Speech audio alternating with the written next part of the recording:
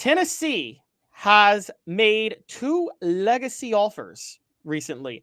One is J.P. Peace, the son of Robert Peace and grandson of Phillip Fulmer, and also Kenneth Simon, the son of Kevin Simon, who is already a 4-star on a lot of services. Kenneth Simon, 2027. J.P. Peace, I believe, is 2028. Jimmy, I want to talk first a little broad, and we can talk about these 2 players if we want to, but do you think that the success of the 90s and the early 2000s that Tennessee had recruiting is going to give them a certain legacy advantage in the near future of the sons of a lot of those great players are likely to be pretty good players too, and that Tennessee will have an inside track to be able to recruit many of them? Very well could. Now, I'll say this. I haven't seen Kevin Simon's son play. I have seen Robert Peace's son play. I went to a West High School game a couple of years ago, and JP was a freshman. I didn't know this. So I'm up in the stands, and I'm watching this number 49 make play after play, tackle after tackle. He's a big kid. He can run. I'm like, who in the world is that? And I looked at my program, freshman JP Peace. And I'm thinking, oh, my God. And then I looked to my right on the row behind me, and Robert Peace was sitting there. So at halftime, I went over there and said something to him. And he said, well, yeah, he's got a chance to be pretty good. Robert was being kind of modest about his son. That guy can play. Now, he's a big-time player. Again, I don't know about Simon's son because I haven't seen him. But, yes, to your point, as long as these players end up having a lot of offspring, then that could help. And now help me out on this legacy offer. What does that mean? Does it mean they're offering them not just because they're the son of the Tennessee players, because they also think they're pretty darn good, right? Yeah, correct. Yeah. And yeah, when I say a legacy offer, I just mean they're offering a legacy player who is pretty darn good. I mean, this goes back even during the Butch Jones years. They offered Todd Kelly and Khalil McKenzie's son, or Todd Kelly Jr. and Khalil McKenzie. Both were good. Both were misused. Surprise, surprise, by Butch Jones, but both were actually really good. It's funny. I got to give you a quick joke real quick because Wes Rucker has a great tweet, and I'll just play off this a little bit. But I wonder if Robert Peace asked Phillip Fulmer, what can I do to marry your daughter? And Fulmer was like, get 22 tackles and a win at Alabama, and you got her. I just saw a text on that. What do we know about Cooper Whitten? Yes, Cooper Whitten is another highly touted player in the 2027 class. I'm going to tell you this. Now, maybe it is different with because a lot of people are excited about Cooper Whitten. But I'll just say this, Jimmy. I know from a couple of people I know, Jason Whitten, he's not bitter about his time at Tennessee. He's not the biggest fan to this day of Phillip Fulmer. And I think that there are some rumors out there that Phillip Fulmer did not like him leaving early for the NFL, and let's say didn't give him the best review to certain NFL GMs, and that's why he fell to the 3rd round of the NFL draft. And I don't know if that makes things. Now, Jason Witten still, from my understanding, goes to Knoxville a lot, does a lot of interviews, things like that. So maybe, and Phillip Fulmer is no longer the coach, so maybe that's not a thing anymore. But I would just throw out there that there is a bit of a contentious relationship in the past between Jason Witten and the university. Okay, on one part, I've heard what you mentioned about the draft, that Coach Fulmer did want him to come back and was not flattering in his comments about Whitten. I've heard it. I've not substantiated that. Now, on the other hand, it was Fulmer that convinced Whitten to go from defensive end to tight end against Witten's wishes, and Whitten became one of the great tight ends in the NFL and a millionaire, multimillionaire. So that was a pretty good move that benefited Whitten, right? It was. Because I can't imagine him being, like Max Crosby or Trey Hendrickson with the Bengals and stuff like that. So, yeah, he ended up being a great player with Dallas Cowboys. Here's the thing to wonder about a little bit, too. So Jason lives in the Dallas area. He's a high school coach in Dallas. I assume he still is a high school coach in the Dallas area. His son has not grown up around Tennessee. Right. But Peace and Simon's sons have. So maybe his son doesn't have the affinity for Tennessee that the other two have. And so maybe he's more interested in staying somewhere in the state of Texas, Texas A&M, who knows? But it'll be interesting to see where that goes. And Jason's kind of interesting. I really like Jason Whitten. I think the world of him, but he is hard to get a hold of. He's hard to track down. I think he's very busy because I've tried to reach out to him a number of times and I haven't been able to get him. So, yeah, as far as his son with Tennessee, it'd be interesting to see where that goes. And I have no idea what his plans are in the future. But man, if you could, and by the way, Robert Peace and Jason Whitten are best of friends. They Oh, I are did not best know of that. friends. And I believe they were roommates together at Tennessee. But yeah, pretty much every year Robert goes over to watch the Dallas Cowboys game just because of Jason Whitten. Okay, so that would be a nice connection for Tennessee. I'll say this: technically, since Cooper Witten's coming out of Texas, I track where Tennessee has its most success with recruits. They haven't had the best success with players from Texas, interestingly enough, over the years. Now, they're the greatest coach in Tennessee history is from Texas, General Nealon, but they haven't necessarily had the best success with players from Texas. But again, legacy, a bit of a different story. So we've talked about, Cooper Whitten. Now, Kenneth Simon, I mean, I know you haven't watched him play.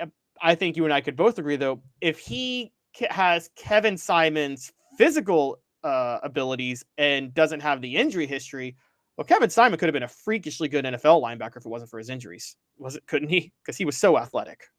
Yeah, he could have been freakishly good at Tennessee as well. I agree. I think Kevin had a chance to be a terrific linebacker. So he's from California, and somewhere around that same time that Kevin Burnett came in from California as a linebacker, right? Yep. So you had those two. Burnett ended up having the better career, but I think it was, and not that he wasn't a great player in his own right, but I think Kevin Simon would have been a terrific player in the NFL if he had so many injuries. I agree. All right, so Bank on It, brought to you by Commercial Bank, member FDIC, life made better. Bank on It. Tennessee's success in the late 90s and early 2000s is about to pay off. I'm going to call it with future legacy recruits that will be great. Bank on it. Commercial Bank is your neighborhood bank. What makes us different from other banks? We understand that every customer has unique opportunities, challenges, and financial concerns. We don't expect you to fit into the same box as the next person or business. Whether it's purchasing a home, saving for your child's future, or planning for your next vacation, we're with you every step of the way to navigate life's big decisions. All right, I got a poll question up for fun, Jimmy, which is which Vol legacy recruit will be the best, Cooper Whitten, Kenneth Simon, or J.P. Peace? I know you haven't watched them all play, but let's have a little fun. Just be a risky gambler for once, Jimmy. I know you're not, but just you got to throw money at somebody. I'm going to throw it at Peace because I've seen him play. Wow, I know how good he is. I don't know how good Robert Peace was as a freshman. I never saw Robert Peace play in high school. I just know he was highly recruited, and he came so close to going to Arkansas instead of Tennessee. But I'm going to go with him just because I think he's going to be a terrific linebacker at the next level. And without knowing that much about the other two, I'm going to go with Peace. I'm going to go Kenneth Simon only because of the athleticism I remember of Kevin Simon, and assuming Kenneth Simon didn't get the injury issues. But I understand your point about Peace. I'll say this about Kenneth Simon and J.P. Peace. They both are Knox County kids. And the way I track recruiting, Jimmy, I don't say like Knox County has better players than Texas or something like that. But what I do look at is how do you perform relative to what your star rating was coming out of high school? And more often than not, local products in Tennessee fully live up to whatever their star rating may be at that time. So I've said this before. Nashville has better talent than Knoxville, obviously. However, if you compare it to the ratings, most Nashville kids, you should maybe subtract a star from where they're rated at. They get a little bit more overrated when they come to Knoxville versus Knox County kids. You should probably add a star to whatever it is when they commit to Tennessee, because think of a guy like Cooper Mays. Cooper Mays was borderline 4-star, 3-star on most services. I don't think anybody would say he was anything short of a 5-star caliber player by the end of his tenure at Tennessee. I agree with that. It's interesting. I wonder why that is. Do they care more about being a great player at Tennessee because they grew up in this area? And there have been some kids from Nashville that ended up being terrific players. If you want to go way back, I think of Kevin Mays, Cooper's dad, was a terrific player at Tennessee. Jason Lehman from Sevier County, terrific player at Tennessee, offensive lineman that came to Tennessee. So, gosh, if you want to go way back and talk about the Darrell Smiths and the David Douglases and the John Bruins, those were all local products that were starters at Tennessee that played in the NFL. But, yeah, I really hadn't thought of that. That's a really interesting point that you bring up about the local players playing above their star level. And maybe it's because they just want more. And I'm interested to see what kind of career Deshaun Bishop has. Yeah, Deshaun Bishop is another one. David Speaks points out on the message board. Chattanooga also typically they play above their star level when they come to Tennessee. I think it's twofold, believe it or not. I think yes, there's a level of most of the kids who come to Tennessee from Knox County love Tennessee. I also think a lot of the recruiting rankings are based on where a lot of these services have a lot of staff.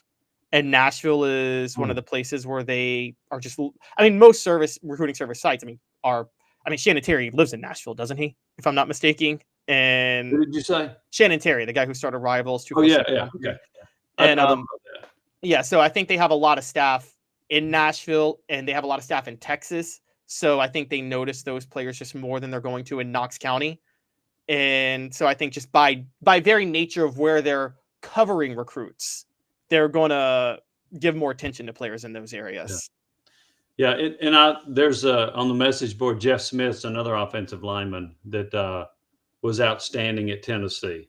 And in fact, I saw him recently at a Knoxville Quarterback Club meeting. So he's another one that I don't think was that highly recruited and ended up being a terrific player for Tennessee. Yeah. I mean, it typically works out. If you look at where regions where players live up to their potential from Tennessee, Knox County is the biggest one. South Carolina, almost every South Carolina highly touted player that they get works out. I mean, they've never really had a bust from South Carolina that you can think about, honestly. And they're pretty good in Georgia too. When they get highly touted players out of Georgia, those players generally work out. But South Carolina and Knox County are, I mean, I think they're batting 1,000 on those guys. Interesting. Well, and also you mentioning Georgia. Typically, when Tennessee's at its best, they've got several star players from Georgia. They do. And you want to go back to Jamal Lewis or the Eric Berries or some of those kind of players, outstanding players that. We had a recent interview with Jamal Lewis on our podcast, and he talked about how Georgia focused on Jasper Saints, and they viewed Jamal Lewis as a fullback instead of a tailback or a running back. And so how did that work out? I got a quick story for you. I may have told this before, but it's pretty funny. So Jamal Lewis, his freshman year against Georgia, he ran for 222 yards? Yeah, it was something like that. Yeah. So he had started against Ole Miss and had like 155. Then against Georgia, he goes for like 222. So after the Georgia game, I'm in the elevator with Vince Dooley, then the athletic director at Georgia. And I've known Vince for a long time, and we were chatting. He says, I sure hope our Jasper Saints is as good as your Jamal Lewis. Well, he wasn't. He wasn't. No. That was a Ray Goff decision, my understanding. Mercedes Hamilton told a story on our show a while ago that when Ray Goff went to try to recruit him, that he might have been under the influence when he was trying to recruit Mercedes Hamilton. That's according to Mercedes Hamilton. So, and that would explain it. It certainly, I'll say this: recruiting Georgia certainly helps when Ray Goff was the coach down there. If you're Tennessee, yeah, and then they also had some NCAA issues for a while that scared people away from going to Georgia.